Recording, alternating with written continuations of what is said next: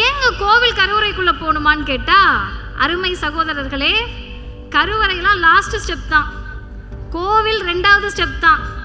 கோவில் தெருவுக்குள்ளேயே போக முடியல, ஆலயம் மட்டும் மன்னிக்கணும், அவர்கள் சொத்து இல்ல, ஆலயத்தின் தெருக்களும் அவர்கள் கையில் தான் இருந்தது. கருவறைக்குள்ள ஏன்பா போகணுன்றீங்க? நீங்க IAS ஆகுங்க, IPS ஆகுங்க, நீதிபதி ஆகுங்க, அதெல்லாம் ஈஸிப்பா. கலெக்டர் ஆகிறது ஈஸி தானே, அர்ச்சகர் தானே ஆக முடியாது. IPS ஆகிறது ரொம்ப ஈஸி. IPS வேலையை விட்டுட்டு ஆடு மேய்க்க வரது அதை விட ஈஸி. எல்லாமே ஈஸி தான். இப்போ கோவிலும் உன் கான்செப்ட் இல்லை, கோவில் இருக்க சிலையும் ஒன்னதில்லை. ஆனால் எங்கால உள்ள விட மாட்டேன்னு சொன்னா கேட்டுக்கிட்டு சும்மா இருக்கக்கூடாதுன்னு சொல்ற நம்ம இந்துக்களுடைய விரோதி. நீ படிக்கக்கூடாது, புதிய கல்விக் கொள்கை கொண்டு வருவேன். நீ டாக்டர் ஆகக்கூடாது, நீட்டு கொண்டு வருவேன். நீ எங்கிட்டாவது படிச்சு உருப்படக்கூடாதுன்னு நிதி கொடுக்க மாட்டேன். நீங்கள்லாம் ஓட்டு கூட நிம்மதியாக போட்டக்கூடாதுன்னு SIR கொண்டு வருவேன்.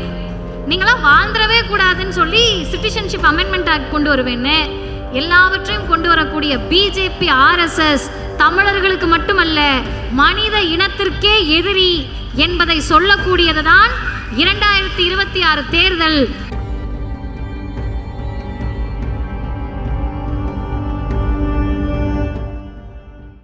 மேடைக்கு வந்த பிறகு 2 செய்திகள் நெகிழ்ச்சியை தந்தது. முதல் செய்தி, இன்னும் 3 மாதத்தில் தமிழ்நாட்டில் தேர்தல் வந்துவிடும். அரசியல் கட்சிகள் தேர்தலை நோக்கி மிக வேகமாக செயல்பட்டு கொண்டிருக்கிறார்கள். தேர்தலில் வெற்றியடைய வேண்டும் என்ற நோக்கில் தேர்தல் அரசியல் நிற்கக்கூடிய கட்சிகள் செயல்படுவது இயல்பு. ஆனால் ஒரு கட்சி, அந்த கட்சியினுடைய இளைஞரணியின் செயலாளர், தமிழ்நாட்டின் மாண்புமிகு துணை முதலமைச்சர் எந்த வழியில் நிற்கிறார் என்று சொன்னால், ஆட்சி வரும் போகும், ஐயா அண்ணா வகுத்த கொள்கை போகாது வாழும் என்று சொல்லக்கூடிய வகையிலே முத்தமிழறிஞர் கலைஞருடைய பேரனாக, தந்தை பெரியாரின் கொள்கை பேரனாக அறிவு திருவிழாவை நடத்தி கொண்டிருக்கிறார். இரண்டாவது, இந்த இருக்கைகளுடைய அமைப்பை பார்த்தவுடனேயே வெளியவும் தோழர்கள் நிற்கிறாங்க, உள்ளே அத்தனை பேரும் உட்காருவதற்கான கெப்பாசிட்டி இருக்காது. என்ன செய்வாங்கன்னு கீழே இருந்து பார்த்தபோது எனக்கு புரியலை. மேலே வந்த உடனே நான் கண்ட காட்சி, ஒரு அமர்வு 1.5 மணி நேரம். முதலில் வந்து 1.5 மணி நேரம் உட்கார்ந்த இளைஞர்கள் அடுத்த அமர்வுக்கு புத்தக கண்காட்சிக்கு போயிடுறாங்க. புத்தக கண்காட்சியில் இருப்பவர்கள் அமர்வை கவனிக்கிறார்கள். எல்லோரும் அறிவை பெற வேண்டும் என்ற நோக்கிலே இந்த அமர்வை ஏற்பாடு செய்து அரங்கை ஏற்பாடு செய்திருக்கிறது திராவிட முன்னேற்ற கழகம். 3வது முக்கியமான செய்தி, எனக்கு முன்னாடி பேசினவங்க, இனிமே எனக்கு பிறகு பேசக்கூடியவங்க எல்லாருக்குமே முதல் வரிசையில் இருக்கவங்களுக்கு அவங்க முகம் தெரிஞ்சிருக்கும். ஏன்னா எப்படினாலும் நீங்கள் ப்ரொஜெக்டரில் தான் பார்க்கணும். இதை நான் பேசுகிறேன், எனக்கு கஷ்டமாக இருக்குது, தெரியலன்னா என்ன பண்ணுறதுன்னு நான் யோசிக்கலாம். இல்லை முன்வரிசையில் உட்கார்ந்துருக்கவங்க, ஐயோ கழுத்து வலிக்குதே, இந்த பிள்ளை குட்டியாக இருக்கே, தெரிய மாட்டேன்தே அப்படின்னு யோசிக்கலாம். 2-3 நாட்கள் என் நினைவு சரியாக இருந்தால் ஒருவர் இந்த அரங்கத்திற்குள் வருகிறார். கலைஞர் செய்திகள் அதை காட்சிப்படுத்தி இருக்கிறது. 4வது இருக்கையா 3வது இருக்கையான்னு தெரியல, அந்த ஓரத்தில் அமர்ந்து மேடை சரியா தெரியுதான்னு பார்க்குறாரு. அவர் கீழே வரப்போகிறதில்ல, 4வது இருக்கைக்கோ 3வது இருக்கைக்கோ. அவர் எதுக்கு பார்க்குறாருன்னு பார்த்தா, திராவிடர் இயக்கம் எனக்கு வலிக்குதுன்னு அழுத இயக்கம் இல்லை, என் சகோதரனுக்கு வலிக்கிறதே என்ற அழுத இயக்கம். அந்த இயக்கத்தினுடைய மாநில இளைஞரணி செயலாளர் மாண்புமிகு துணை முதலமைச்சர் அரங்கில் வந்து அமர்ந்து மற்றவர்களுக்காக பார்த்து அதை சரி செய்திருக்கிறார். இப்படி எல்லா காலத்திலும் எல்லோருக்கும் எல்லாம் வேண்டும் என்ற நோக்கத்தில் ஏற்படுத்தப்பட்ட திராவிடர் இயக்கத்தினுடைய அடிநாதமாக இன்றைக்கு திராவிட முன்னேற்ற கழகம் என்ற இந்த பேர் இயக்கம், அரசியல் கட்சி 75 ஆண்டுகளை நிறைவு செய்திருக்கிறது. 45 அல்லது 46 கருத்துரையாளர்கள் இந்த 2 நாளில், 10 அமர்வுகள், 10 அமர்வு, 46 கருத்தாளர்கள், தேர்தல் வேலைக்கு பயிற்சி கொடுக்க போகிறாங்களான்னா கிடையாது.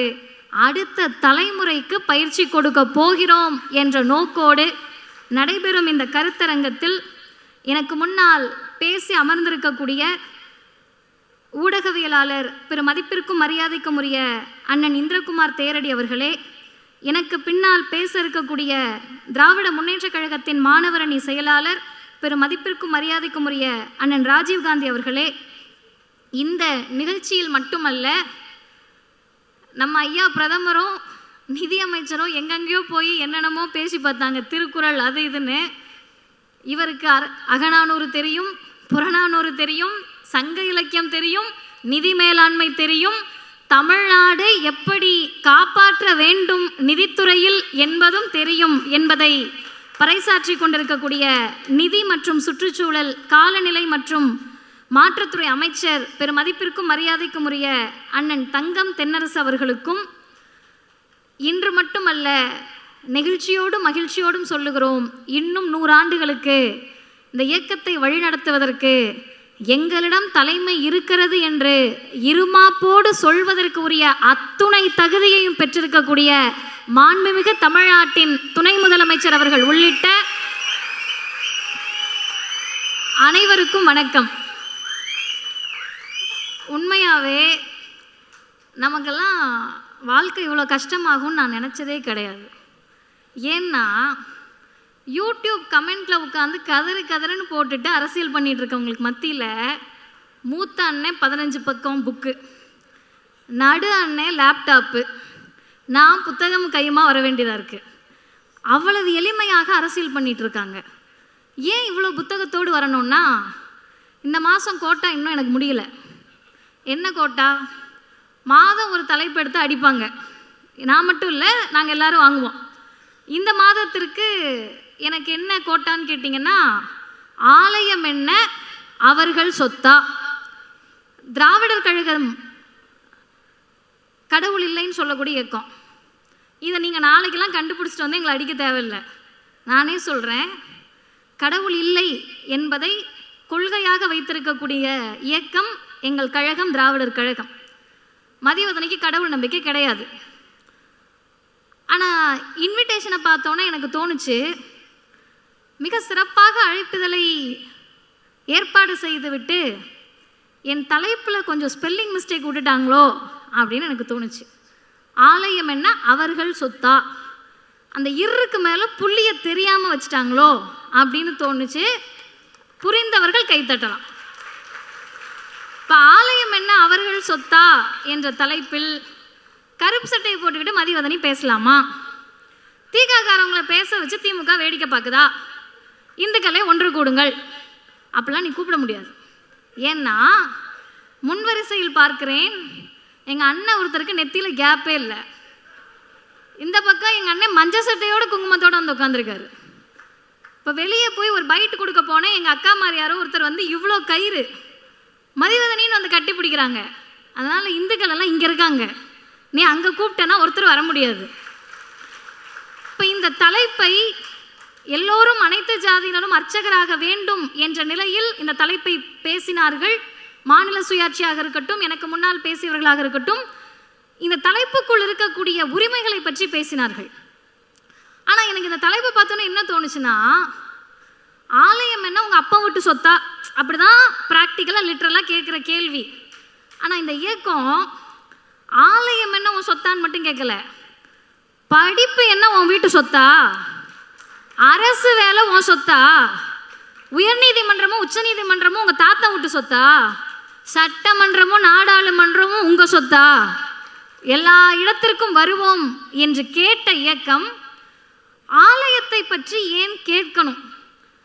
நீங்கள்லாம் கேட்குறீங்க, ஒரு நியாயம் இருக்குது. சாகிற வரைக்கும் கடவுள் இல்லை கடவுள் இல்லை இல்லவே இல்லை.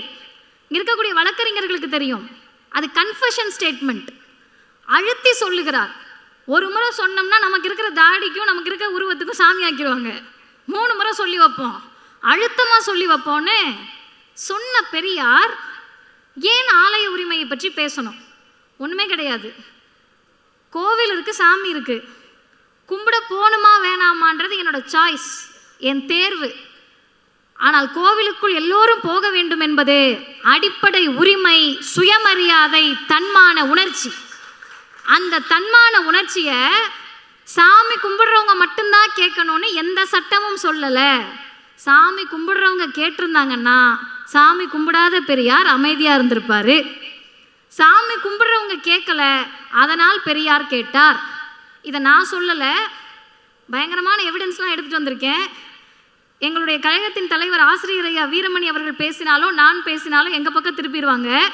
நான் எடுத்து வந்திருக்கக்கூடிய புத்தகத்தின் பெயர், வாய்ப்பு இருக்கக்கூடியவர்கள் இந்த புத்தக காட்சியிலும் இருக்கும், வாங்கி கொள்ளலாம். தவத்திரு குன்றக்குடி அடிகளாருடைய அறிவு பெட்டகம், தொகுப்பாசிரியர் திராவிடர் கழகத்தின் தலைவர் ஆசிரியர் ஐயா வீரமணி அவர்கள். ஐயா குன்றக்குடி அடிகளார் அவர்கள் இந்த நூலினுடைய பக்கம் 67 ஒரு செய்தியை சொல்கிறாரு. அது என்ன செய்தின்னு கேட்டால், அவர்கிட்ட பேட்டி எடுக்கிறாங்க திராவிடர் கழகத்தினுடைய துணைத் தலைவர் ஐயா கவிஞர் அவர்கள். இந்த மாதிரி பெரியாருடைய கொள்கை எந்த அடிப்படையில் நீங்கள் அணுகிறீங்கன்னு கேட்குறாங்க. அதற்கு தவத்திரு குன்றக்குடி அடிகளார் சொல்கிறாரு, கடவுள் நம்பிக்கை அடிப்படையில் முரண்பாடுகள் இருந்தால் கூட மனிதனை போற்றுகிற அடிப்படையில் முரண்பாடு எதுவும் இல்லை. அடுத்துதான் முக்கியம். நான் நினைக்கிறேன், குன்றக்குடி அடிகளார் சொல்லுகிறார், கடவுள் நம்பிக்கை இருக்கிறவர்கள் மனிதனை மதிக்க கற்றுக்கொண்டிருந்தால் பெரியார் கொள்கை எப்படி இருந்திருக்கும் என்று இப்பொழுது சொல்ல முடியாது. நெத்தி நிறைய குங்குமமும் தின்னூரையும் வச்சுட்டு சக மனுஷனை நீ மனுஷனா மதிச்சிருந்தன்னா எங்கள் ஐயாவுக்கு வேலை இல்லை. குடுமியை வைத்துக்கொண்டோ அல்லது வைக்காமலோ, இன்னைக்கு ஃபேஷன் ஆயிடுச்சு, நீங்கள் கண்டே பிடிக்க முடியாது, அந்தளவுக்கு ஃபேஷன் ஆயிடுச்சு. நான் பெண்களுடைய கூந்தலை சொல்லுகிறேன், உங்களுக்கே புரிஞ்சிருக்கும். இதெல்லாம் வச்சுட்டு நீங்கள் போயிட்டு சம உரிமையை பேசியிருந்தால், நீதியை பேசியிருந்தால், சமத்துவத்தை பேசியிருந்தால் கருப்பு சட்டைகளுக்கும் திராவிடர் இயக்கத்திற்கும் இந்த மண்ணில் இந்த வேலை இருந்திருக்காது. சொன்னது ஐயா குன்றக்குடி அடிகளார். சரிங்க, கோவிலுக்குள்ளே தான் எல்லாரும் போகிறாங்களே, இப்போ என்ன உங்களுக்கு பிரச்சனை? இன்றைக்கு தேதியில் கோவிலுக்குள்ளே எல்லாரும் போகிறாங்க. கோவிலுக்குள்ளே எல்லாரும் போகிறதுனால 100 வருடத்திற்கு முன்பு நடந்ததை தமிழ் சமூகம் மறந்து விட்டது. யாரோ வந்த அருளியதாவது கிடைத்தது, எலும்புச்சம்பளத்தை உருட்டி விட்டதுனால கிடச்சிருச்சு போல, மந்திரம் போட்டதுனால கிடச்சிருச்சு போலன்னு நினைக்கிறாங்க. தமிழ்நாட்டில் ஆலய உரிமையை பேசியது மட்டுமல்ல, சட்டம் இயற்றாவிட்டால் கருவறைக்குள் நுழைந்து போராடுவோம் என்று அறிவித்த தலைவர் அறிவுலக பேராசான் தந்தை பெரியார் அவர்கள். ஏங்க கோவில் கருவறைக்குள்ளே போகணுமான்னு கேட்டால், அருமை சகோதரர்களே, கருவறையெல்லாம் லாஸ்ட் ஸ்டெப் தான், கோவில் 2வது ஸ்டெப் தான். கோவில் தெருவுக்குள்ளே போக முடியல, ஆலயம் மட்டும் மன்னிக்கணும், அவர்கள் சொத்து இல்லை, ஆலயத்தின் தெருக்களும் அவர்கள் கையில் தான் இருந்தது. எனக்கு லாஜிக்கே புரியலைங்க. சட்டம் படிச்சிருக்கோம், என் வீட்டுக்குள்ளே யாராவது வரக்கூடாதுன்னு சொல்கிறதுக்கு எனக்கு உரிமை இருக்குது. நான் கட்டின வீடு, என் வீட்டுக்கு வெளியே இருக்க தெருவுக்குள்ளே ஏடிஎம்கே கார் வந்து நின்னாருன்னா எனக்கு கடுப்பாக இருக்குது, பிஜேபி காரை பார்த்தாலே கடுப்பாக இருக்குது, ஆர்எஸ்எஸை பார்த்தாலே எரிச்சலாக இருக்குன்னு நான் சொல்ல முடியுமா? கட்டுனது என் வீடு, ரோடில் நடக்க முடியாதுன்னு எப்படி சொல்ல முடியும்? தனி மனிதர் நானே சொல்ல முடியாதுன்னா, கோவில் பொது சொத்து, கோவிலை கட்டியவர்கள் பொதுமக்கள், கோவிலுக்கு கல் சுமந்தது, மண் சுமந்தது, சித்தால் வேலை பார்த்தது, கொத்தனார் வேலை பார்த்ததெல்லாம் நம்மாட்கள். நம்மாட்கள்னால் நீங்கள் உடனே கூகுளில் போயிட்டு யாராவது யூடியூப்பில் போட்டு விட்டீங்கன்னா ஜாதி பெருமை பேசுகிறாரான்னு வந்துடக்கூடாது. இந்த சமூகத்தில் இருக்கக்கூடிய பார்ப்பனர் அல்லாத அனைவரும் நம்மாட்கள் தான், எங்களவர்கள் தான். பிற்படுத்தப்பட்ட, மிகவும் பிற்படுத்தப்பட்ட பட்டியலின பழங்குடியின மக்கள் அனைவரும் எங்களவர்கள். எங்கள் அண்ணனும் எங்கள் பாட்டியும் எங்கள் பெரியப்பாவும் எங்கள் தாத்தாவும் கட்டின கோவிலில் உட்காந்துக்கிட்டு தெருவுக்குள்ளே நடந்தாலும் இவங்களுக்கு தீட்டாயிடலாம். எனக்கு தீட்டாகுதுன்னு சொன்னால் வேற மாதிரி கேட்பாங்கன்ட்டு சாமிக்கு தீட்டாயிடுது. இப்போ ஒரு தலைவர் தான் கேட்டார், என் சகோதரன் கோவிலுக்குள் வந்து சாமிக்கு தீட்டாகிறது என்றால் அதிக பலம் வாய்ந்தது என் சகோதரனா உன் சாமியா? இந்த கேள்வியில் தப்பு இருந்திருந்தால் பெரியாரிடம் நீங்கள் கேட்டிருக்க வேண்டும். இன்னைக்கு வரைக்கும் பதில் இல்லை. இப்போ தெருவுக்குள்ளே போகணும், கோவிலுக்குள்ளே போகணும், ஆலயத்துக்குள்ளே போகணும், இதெல்லாம் தாண்டி கோவிலுக்குள்ளே போகக்கூடிய உரிமை கிடைக்குது. கோவிலுக்குள்ளே போயிட்டோம், சட்டம் இயற்றுங்காங்க, போயிட்டு ஏதாவது புரியுதான்னு பார்த்தா ஹிந்தி படத்தை சப்டைட்டில் இல்லாமல் பார்த்த மாதிரியே இருக்குது. என்னமோ பேசுகிறாங்களே, என்ன பேசுகிறாங்கன்னே புரிய மாட்டேங்குதே. ஹிந்தி படம் இல்லை, இன்னைக்கு கொரியன் சீரீஸ் பார்த்த மாதிரின்னு கூட வச்சுக்கலாம். அப்டேட்டடாக என்ன நடக்குதுன்னே புரியலையே, வசனமாக முக்கியன்ற மாதிரி ஒன்றுமே புரிய மாட்டேன்னு ஓதிக்கிட்டே இருக்காங்களே அப்படின்னு நினைக்கிறப்ப தான் ஒரு தலைவர் கேட்டார், நீ ஒரு மந்திரம் ஓதுற, அது ஏன் தாய்மொழி கிடையாது, நியாயமாக யார் கேட்டிருக்கணும்? தமிழ் தேசியம் பேசுகிறேன், தமிழுக்காக எங்கள் தாத்தா செத்து போனாருன்னு கதை விட்டுட்டு இருக்கவங்க பேசியிருக்கணும். ஆனால் தமிழை பெரியார் காட்டுமிராண்டி மொழின்னு சொன்னாருன்னு யார் பரப்பி விடுகிறார்களோ அந்த தலைவன் பெரியார் தான் கேட்டார், தாய்மொழி தமிழில் தான் கோவிலுக்குள்ள நீ பாடணும், தாய்மொழி தமிழ் தான் கோவிலுக்குள்ள இருக்கணும். சொன்னோன்னே யாருக்கு தெரியுமா ரோஷம் வந்துச்சு? யாருக்கு தெரியுமா சுயமரியாதை வந்துச்சு? நான் நாத்திகன், ஆனால் என்னுடைய ஆட்சி எல்லோருக்குமானது என்று சொன்ன முத்தமிழறிஞர் கலைஞருக்கு தான் அந்த சிந்தனை வந்தது. கலைஞர் பேசுகிறார், எப்போ பேசினாருன்னு கடைசியாக சொல்கிறேன். கலைஞர் ஒரு இடத்தில் கேட்டு மேடையில், பொது மேடையில் கேட்குறாரு, எங்கள் ஐயா பெரியார் கடவுள் இல்லைன்ட்டாரு, நாங்கள் என்ன சொல்கிறோம்னா கும்பிடுறது தான் கும்பிடுற, தமிழில் கும்பிடேன்றோம், வணங்குறது தான் வணங்குற, தமிழில் வணங்குன்னு சொல்கிறோம். அடுத்து தான் முக்கியம் ஹைலைட், என் மொழி தமிழ் தெரியாத கடவுளுக்கு தமிழ்நாட்டில் என்ன வேலை கேட்டவர் முத்தமிழறிஞர் டாக்டர் கலைஞர். எங்கே கேட்டார்? திராவிடர் கழகத்தினுடைய பகுத்தறிவாளர் கழக மாநாட்டில் முதலமைச்சராக இருந்தபோது கேட்டார், சிட்டிங் சீஃப் மினிஸ்டர். எப்படிங்க தைரியம் வரும்? எலெக்ஷனில் நிற்கணும், தேர்தலில் நிற்கணும், இந்த மக்கள்கிட்ட வாக்கு கேட்கணும். நம்ம சொல்கிறத 2-3 எழுதுறதுக்கு அன்னைக்கு ஊடகங்கள் நிறைய இருந்துச்சு, பெருமதிப்பிற்குரிய பத்திரிகைகளாக அன்னைக்கு இருந்துச்சு. நீங்கள் ஒன்று சொன்னீங்கன்னா 3 எழுதுறதுக்கெலாம் ஆள் இருந்தாங்க. எப்படி பேசியிருப்பார்? எந்த துணிச்சலில் கலைஞர் பேசினார் என்றால், நான் அரசியல்வாதி 2வது, நான் முதலமைச்சர் 2வது, நான் திமுக காரன் அதெல்லாம் கடைசியில், முதலில் நான் மானமிகு சுயமரியாதைக்காரன் என்று சொன்ன முத்தமிழறிஞர் டாக்டர் கலைஞர் தமிழில் வணங்க வேண்டும், தமிழில் அர்ச்சனை செய்ய வேண்டும்னு கோவிலுக்குள்ளே தமிழை கொண்டு போயிட்டார். இப்போ யோசிச்சு பாருங்க, தமிழை கோவிலுக்குள் அழைத்து செல்கிறோம், பார்த்துக்கங்க, தமிழை திராவிடம் கோவிலுக்குள் அழைத்து சென்றது, தமிழ்நாட்டு மக்களை கோவிலுக்குள் அழைத்து சென்றோம். கருவறைக்குள்ளே ஏன்பா போகணுன்றீங்க? நீங்கள் ஐஏஎஸ் ஆகுங்க, ஐபிஎஸ் ஆகுங்க, நீதிபதி ஆகுங்க, அதெல்லாம் ஈஸிப்பா. கலெக்டர் ஆகிறது ஈஸி தானே, அர்ச்சகர் தானே ஆக முடியாது.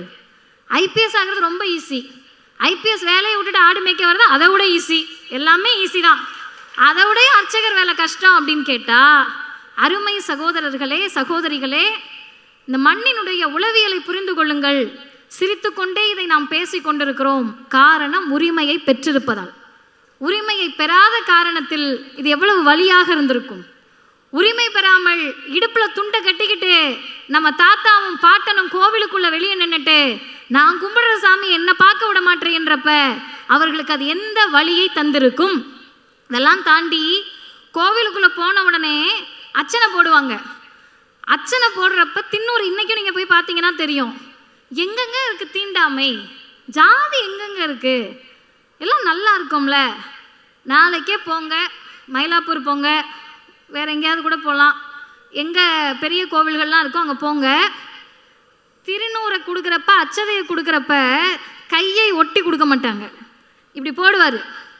அது ஏதோ நம்ம கையில் லைட்டாக பட்டுட்டா கூட கை கழுவ வேண்டியதில்லை, உடம்பு முழுக்க அவங்க அலும்பணும். அந்த அலம்பலை பண்ணிக்கிட்டு இருந்தப்போ தான், உன்னால தான்ப்பா எங்கள் தம்பியும் அண்ணனையும் அக்காவையும் தங்கச்சியும் பெரியமா பெரியப்பாவை தொட முடியாது, எங்களவர்கள் உள்ளே இருந்தால் எங்களை தொட்டு திருநூறு தர முடியும். பிற்படுத்தப்பட்ட, மிகவும் பிற்படுத்தப்பட்ட பட்டியலின பழங்குடியினர்கள், ஆண்டாண்டு காலமாக தெருவில் கூட நடக்க முடியாதவர்கள், இன்றைக்கு கோவில் அர்ச்சகர்களாக கருவறைக்குள் நிற்கிறார்கள். யாரால் நடந்தது? இந்துக்களை ஒன்று கூடுங்கள் என்று அழைத்தவர்களால் நடந்ததா? இந்துக்களுக்காக ஆட்சி செய்கிறோம் என்று சொல்லக்கூடிய பிஜேபியால் நடந்ததா? இந்துக்களுக்கு ஒன்றென்றால் முன்வரிசையில் நிற்பேன் என்று கலவரத்தை தூண்டக்கூடிய சங்கிகளால் நடந்ததா? சங்கிகளுடைய ஆர்ப்பாட்டத்தால் நடந்ததா? சங்கிகளுடைய தலைமகர்களுடைய ஆர்ப்பாட்டத்தால் நடந்ததா? கடவுள் இல்லை என்று சொன்ன பெரியாரும் அவர் வழி வந்த முத்தமிழறிஞர் டாக்டர் கலைஞராலும் இன்றைக்கு பெருமையோடு சொல்லுகிறோம், எல்லோருக்கும் ஆகஸ்ட் 15 சுதந்திர தினம். ஒரு நாள் முன்னாடி ஆகஸ்ட் 14, 2021 ஏறக்குறைய 50 பேருக்கு அனைத்து ஜாதியினரும் அர்ச்சகராகலாம் என்று அந்த பணி நியமன ஆணையை தந்தவர் முத்துவேல் கருணாநிதி ஸ்டாலின் என்ற முதலமைச்சர். இது தீகாக்காரவங்களுக்கு எவ்வளோ நிகழ்ச்சினா, அந்த பணி நியமன ஆணையை கொடுத்துவிட்டு பெரியார் திடலுக்கு சென்று ஆசிரியர் ஐயா வீரமணி அவர்களை முதலமைச்சர் அவர்கள் சந்திக்கிறார். மாண்புமிகு அமைச்சர் பெருமக்கள் கூட இருக்காங்க. ஆசிரியர் கையை பிடிச்சிக்கிட்டு முதல்வரிடத்தில் நிகழ்ச்சியாக பேசியதை பார்த்தோம். எங்கள் தலைமுறைக்கு கீழே உட்கார்ந்துருக்கவங்க நான்லாம் சேர்த்து நம்முடைய தலைமுறைக்கு ஏன் அவங்கெல்லாம் நிகழ்ச்சி ஆகிறாங்கன்னு தெரியாது. வீதிகளில் நின்று போராட்டம் நடத்தி சிறைச்சாலைக்கு போய் பெற்றுக் கொடுக்க முடியாத உரிமையை நம்மவர் ஒருவர் முதல்வர் நாற்காலியில் உட்கார்ந்து சத்தமில்லாமல் செய்து காட்டிருக்கிறார். ஒன்றும் இல்லைங்க, வெற்றிடம். கலைஞர் போயிட்டாரு, செம்ம ஜாலி கொண்டாட்டம். உட்கார்ந்துருந்தப்ப அவராது பரவாயில்ல, கொஞ்சம் கருணை காட்டுவார். இந்த மனுஷன் ஈவிரக்கம் பார்க்காம சத்தம் போட்டு அடித்தா கூட சரி வலிக்குதுன்னு கத்திடலாம். கும்மாங்குத்து தான், ஊமை குத்துனுவாங்கல்ல, அப்படி குத்தி விட்டுட்டு நினச்சி பாருங்கங்க, சட்டம் போட்டு இதை சாதிக்க முடிந்ததா? சட்டம் எப்போ வந்துச்சு? நம் பாட்டன் கட்சி காலமான நீதி கட்சியில் சட்டம் இயற்றினாங்க. சட்டம் இயற்றுகிற போது நான் இதை இந்த இடத்துல சொல்லலாமான்னு தெரியல, ஆனால் எப்படி வாங்க போகிறது 2-3 சொல்லிட்டு வாங்கிக்கலாம், ஒன்றும் பிரச்சனை இல்லை. சொல்லாமல் போயிட்டோம்னா மனசு கஷ்டமாக இருக்கும். ஹிந்து நாளிதழில் அன்னைக்கு ஹிந்துவில் வந்தது, இன்னைக்கு ஹிந்துவில் வராது அப்படின்னு உத்தரவாதம் கொடுப்பதுக்கு யாரும் இல்லை, வரலாம். என்ன எழுதியிருக்காங்கன்னா, நீதி கட்சி என்ன பண்ணுறாங்கன்னா, எல்லாருமே குசும்பு பிடிச்சவங்க தான் போல், இன்றைக்கி சட்டமன்றத்தில் உட்காந்து ரேகிங் பண்ணிட்டு இருக்காங்களா, அந்த மாதிரி தான் போல். யாரும் ரேக் பண்ணுறாங்க, உங்கள் முடிவுக்கு விட்டு விடுறேன். இப்போ இவங்க என்ன பண்ணுறாங்க, நீதி கட்சியில் இந்த சட்டத்தை கொண்டு வரணும், இந்து சமய அறநிலைத்துறை பாதுகாப்பு சட்டம், கோவில்களை பாதுகாக்கணும். யார்கிட்ட பாதுகாக்கணும்? கோவிலில் நிறைய பூனை தெரியுது, பூனை கிட்டேருந்து காப்பாற்றணும் அப்படின்னு முடிவுக்கு வராங்க. முடிவுக்கு வந்து டிஸ்கஷன் நடக்கிறப்ப ஹிந்துக்கு மூக்கு வேர்த்துருது. இந்த ஹிந்துக்களுக்கு இல்லை, பேப்பருக்கு மூக்கு வேர்த்துருது. எழுதுறாங்க, 48 உறுப்பினர்கள், 3 மடங்கு உறுப்பினர்களை கொண்ட சபையில் 3 கோடி மக்களின் மத உணர்வுகளை பற்றி முடிவெடுப்பது போலித்தனமானது. வாஸ்தவமான பேசுதாங்க. 3% பேர் உட்காந்துக்கிட்டு 3 கோடி பேரோட முடிவெடுப்பியா நீ?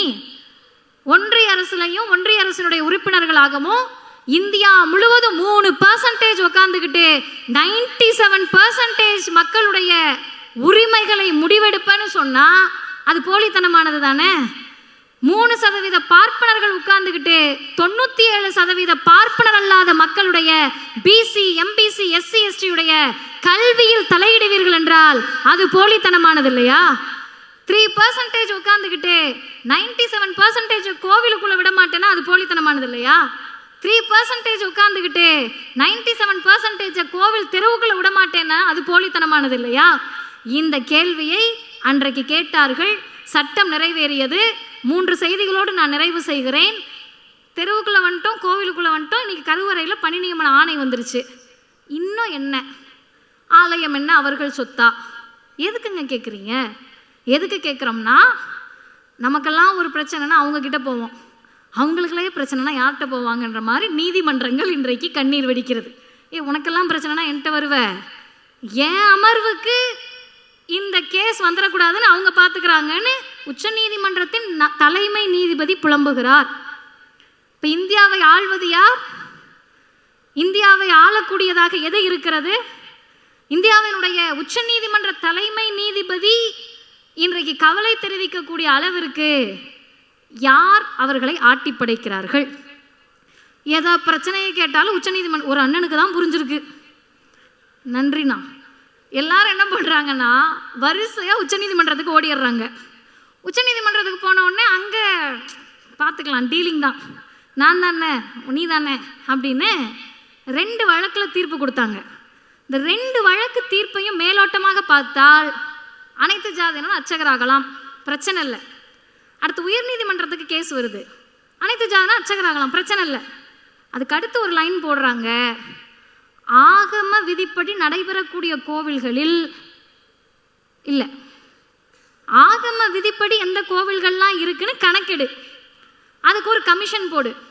இப்போ நம்ம என்ன கேட்குறோம்னா, அது என்னென்னமோ சொல்லுவாங்கள்ல, 1000 மீன் இருக்குன்றான், சுறா மீன் இருக்கான், ஜாமீன் மட்டும் இல்லைன்ற மாதிரி என்னென்னமோ விதி இருக்குது. ஆகம விதினா அவங்களுக்கும் தெரில, நமக்கும் தெரில. நம்ம என்ன கேட்குறோம்னா, எங்களுக்கு தெரியாதுப்பா, எனக்கோ ராஜீவ்காந்தி அண்ணனுக்கோ இந்திரகுமார் அண்ணனுக்கோ எழிலன் அண்ணனுக்கோ தெரியாது ஆகம விதினா என்ன. உனக்கு தெரியும்ல, சொல்ல ஆகம விதினா என்னன்னு சொல்ல தெரியாது. சரி, தெரியாமையே ஏன் ஆகம விதிப்படி நடக்கக்கூடிய கோவிலுக்குள்ளே எங்களவர்களை அர்ச்சகராக வேணான்னு சொல்கிற? இல்லை இல்லை, கரிமீன் சாப்பிட்றாங்க. அர்ச்சகர் பயிற்சி பெறுகிற போதே அவங்க எப்படி இருக்கணும்னு அவங்க முடிவு பண்ணிடுவாங்க. நான் இன்னொன்று கேட்குறேன், கடவுளை வழிபடுவதற்கு உரிமையை நம்ம பேசிக்கிட்டு இருக்கோம். கடவுளே பாவம்தான். மீனாட்சி அம்மனுக்கு இருக்கக்கூடிய சொகுசு நம்ம ஊர் மாரியம்மனுக்கு இருக்காது. பெருமாளுக்கு இருக்கக்கூடிய சொகுசு நம்ம ஊர் கருப்பணசாமிக்கும் சுடலை மாடனுக்கு இருக்காது. கடவுளுக்கே நாம் உரிமை கேட்ட இயக்கம் சுயமரியாதை இயக்கமும் திராவிடர் இயக்கமும் திராவிட முன்னேற்ற கழகமும் தான். இப்போ நம்ம என்ன கேட்டோம்னா, ஆகம விதிப்படி இல்லாத கோவில்கள், மாரியம்மன் கோவிலில் நீ அர்ச்சகராய்க்கலாம், சுடலமாடன் கோவிலில் நீ அர்ச்சகராய்க்கலாம், மாரியம்மன் கோவிலில் நீ அர்ச்சகராய்க்கலாம். இதெல்லாம் சொன்னப்போ ஒரு முதல்வர் என்ன செய்தார்னா, அவர்களுக்கு மிகவும் பிடித்த கோவிலான கபாலீஸ்வரர் கோவிலுக்கு கீழ் வரக்கூடிய மண்டபத்தில் வைத்து அனைத்து ஜாதியினர் அர்ச்சகர் நியமன ஆணையை அவர்களுக்கு வழங்கினார். வழங்கினதில் ஒரு ஹைலைட் என்னன்னா, உண்மையாகவே திராவிட முன்னேற்ற கழக இளைஞர் அணிக்கு நன்றி தெரிவிக்க வேண்டும். பேச்சாளர்கள் கருத்தாளர்கள் என்றாலே பெண்களுடைய முகம் பல நேரங்களில் நினைவுக்கே வராது. ஆனால் இந்த அரங்கில் இந்த அமர்வுகளில் பெரும்பாலும் எல்லா அமர்வுகளிலும் சரியான பிரதிநிதித்துவத்தை பெண்களுக்கு வழங்க வேண்டும் என்பதில் தமிழ்நாட்டின் துணை முதலமைச்சர் தெளிவாக இருந்திருக்கிறார். அது இது எதுக்குங்க இப்போ சொல்கிறீங்கன்னா, அர்ச்சகரானதை கூட சரி ஏதாவது ஜலுசில் வாங்கி குடிச்சு கூட ஆத்திக்கலாம். ஓதுவார் நியமனத்தில் ஒரு பெண், இவங்க அப்பாவுக்கு மேலே இருப்பார் போலையே. அவங்க அப்பா செஞ்ச சம்பவம் என்ன தெரியுமா? தமிழ்நாட்டின் வரலாற்றில் கலைஞர் என்ற பெயரை தவிர்த்து விட்டால் தமிழ்நாட்டின் வரலாறு முழுமை பெறாது. ஏன்னு காரணம் சொல்கிறேன். மதிவதனி ஒருவேளை சாமி நம்பிக்கை இருந்து கோவிலுக்குள்ளே போனால் அர்ச்சகரானா ஓதுவாரானா 3 நாள் தீட்டாயிடுமா. மாதவிடாய் காலத்தில் உள்ளே வரக்கூடாது. தயவு செஞ்சு இதுக்கெல்லாம் நம்ம ஒரு காலத்தில் முகம் சுளிக்கவே கூடாது. அறிவியலை ஏற்றுக்கொள்வதால் தான் அறிவு திருவிழாவை நடத்தி கொண்டிருக்கிறோம். இப்போ நான் உள்ளே போகக்கூடாது, கலைஞர் பார்க்குறாரு, பெண்களெல்லாம் உள்ளே கூட்டு போவேன் அப்படி இப்படின்னு இவனுங்கள்ட்ட எதுக்கு ஆர்கியூ பண்ணிட்டு சட்டத்தை போடு. கோவில் அறங்காவலர் குழுக்களில் இனிமேல் பட்டியலினத்தவரும் பெண்களும் நிச்சயமாக இடம்பெற வேண்டும். மதுரை மீனாட்சி அம்மன் கோவிலில் பெண் அறங்காவலர் இருக்கிறார். காரணம், முத்தமிழறிஞர் கலைஞராக இருக்கிறார். உள்ளே போயிட்டோமா, ஓதுவார் பெண். எங்கள் அக்கா போய் பாடுறாங்க. நானும் நமக்கு தேவாரம் திருவாசகம்லாம் கொஞ்சம் இடிக்கும். இத்தனைக்கு நான் நல்ல டாப் ரேங்க் வாங்குற பிள்ளை தான். ஆனால் நமக்கு அதை வரிசையாக சொல்ல முடியல. தென்னாடுடைய சிவனை போற்றி, எந்நாட்டவருக்கும் இறைவா போற்றி, ஏகம்புத்துறை எந்தாய் போற்றி, பாகம் பெண் உரு ஆனாய் போற்றி, பராய்த்துறை மேவிய பரனே போற்றி, சிராய்ப்பள்ளி மேவிய சிவனே போற்றி, அண்ணாமலை எம் அண்ணா போற்றி, அந்த அண்ணாமலை, கண்ணார முத கடலை போற்றி, காவாய் கனகத்திரளை போற்றி, கையிலை மலையானை போற்றி போற்றி. கொஞ்சம் ஸ்ருதியெல்லாம் சேர்த்துக்கிட்டிங்கன்னா நல்லா வரும், நமக்கு வராது. இதெல்லாம் ஸ்ருதியெல்லாம் போட்டு திருவாசகம் தேவாரம். நான் பேசுனது உங்களுக்கு புரிஞ்சிச்சுல்ல? தப்பாக சொன்னேன்னா நாளைக்கு நீங்கள் என்னை ட்ரால் பண்ண முடியும்ல.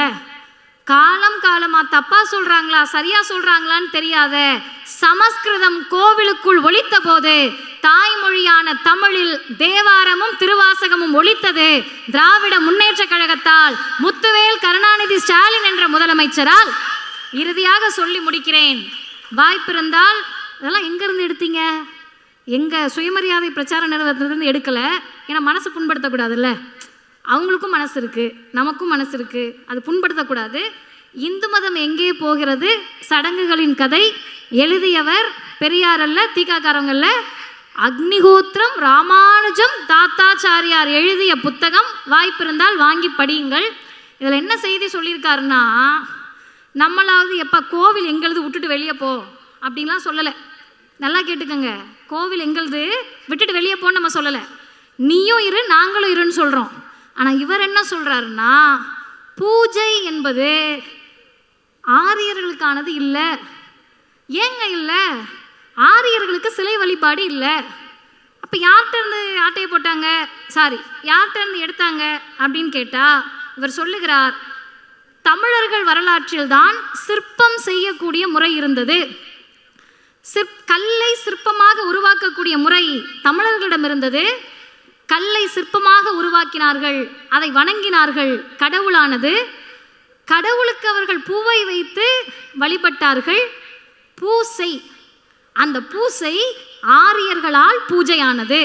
இப்போ கோவிலும் உன் கான்செப்ட் இல்லை, கோவிலில் இருக்க சிலையும் ஒன்றதில்லை. ஆனால் எங்கால உள்ள விட மாட்டேன்னு சொன்னால் கேட்டுக்கிட்டு சும்மா இருக்கக்கூடாதுன்னு சொல்கிற நம்ம இந்துக்களுடைய விரோதி. நீ படிக்கக்கூடாது, புதிய கல்விக் கொள்கை கொண்டு வருவேன். நீ டாக்டர் ஆகக்கூடாது, நீட்டு கொண்டு வருவேன். நீ எங்கிட்டாவது படித்து உருப்பிடக்கூடாதுன்னு நிதி கொடுக்க மாட்டேன். நீங்கள்லாம் ஓட்டு கூட நிம்மதியாக போட்டக்கூடாதுன்னு எஸ்ஐஆர் கொண்டு வருவேன். நீங்களாம் வாழ்ந்துடவே கூடாதுன்னு சொல்லி சிட்டிசன்ஷிப் அமெண்ட்மெண்ட் ஆக்ட் கொண்டு வருவேன்னு எல்லாவற்றையும் கொண்டு வரக்கூடிய பிஜேபி, ஆர்எஸ்எஸ் தமிழர்களுக்கு மட்டுமல்ல மனித இனத்திற்கே எதிரி என்பதை சொல்லக்கூடியது தான் 2026 தேர்தல். இப்படி சொல்லி முடிக்கிறேன். கோவில் தெருவுக்குள் அழைத்து சென்றது சுயமரியாதை இயக்கம், திராவிடர் இயக்கம். கோவிலுக்குள் அழைத்து சென்றது திராவிடர் இயக்கம். கோவில் கருவறைக்குள் இந்து சகோதரர்களை அழைத்து சென்றது திராவிடர் இயக்கம், திராவிட முன்னேற்ற கழகம்.